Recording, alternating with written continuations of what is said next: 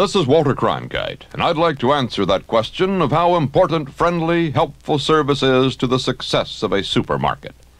The answer is a report from the retail food industry itself.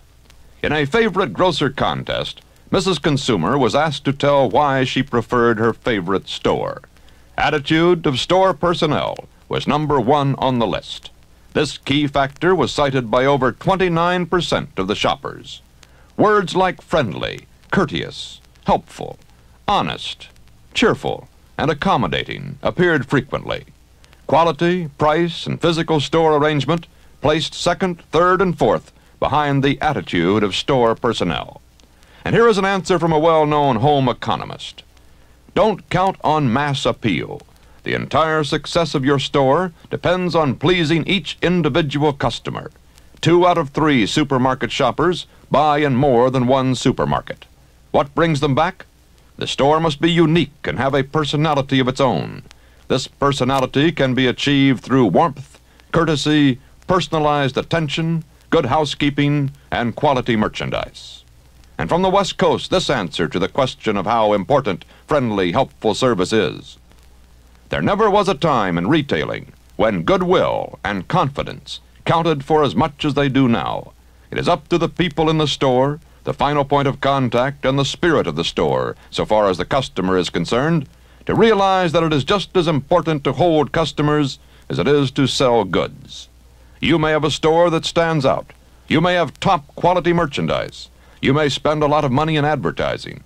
But unless the men and women who represent your establishment on the firing line understand and appreciate their responsibility, your more alert competitor may make inroads. Business today goes where it is wanted and stays where it is well treated. The retailer of today must be constantly on his toes and must see to it that customers are treated as if they were the very foundation and superstructure and backbone of his business, which indeed they are. Add to the answer this penetrating analysis from a 35-year veteran of the food business. In my opinion, it is in that most important echelon which meets the public that a lot of work must be done. What good is financial wizardry, warehouse wonder efficiencies, merchandising displays par excellence, supervision operations, and all the other very important functions of management if a produce man is indifferent, a butcher disinterested, or your cashier lacking in courtesy? I am not saying anything that is new or startling, because every good operator knows this.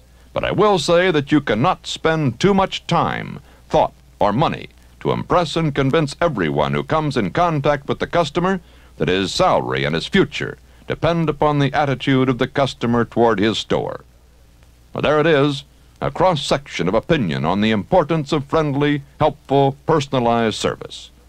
But in visiting supermarkets and in talking to the people who work in them, you sometimes hear this question from the energetic young people in the stores.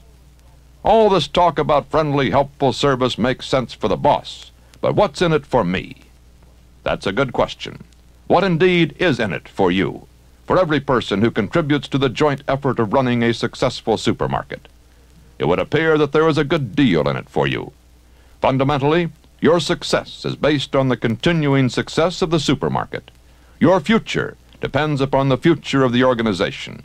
When you deliver consistently friendly service, you help ensure the company's success, which is the basis of your success.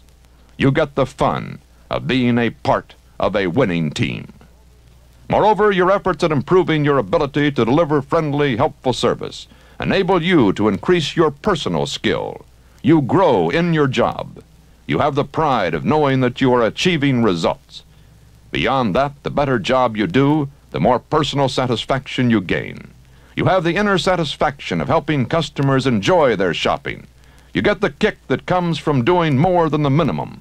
You feel good because you've done a good job. Up and down the line, everyone agrees that you get more pleasure when you do a good job. As one young man put it, helping customers gives me a kick. I feel good, and it makes the job seem easier to know that customers appreciate my help. So it seems that delivering friendly, helpful service is important on all counts. It's absolutely indispensable to the success of today's supermarkets, and it's good for you. This is Walter Cronkite, closing with the reminder that it isn't always easy to smile, to be cheerful, to be helpful, to be friendly, to go out of your way to render real service. But it always pays. Thank you and good luck.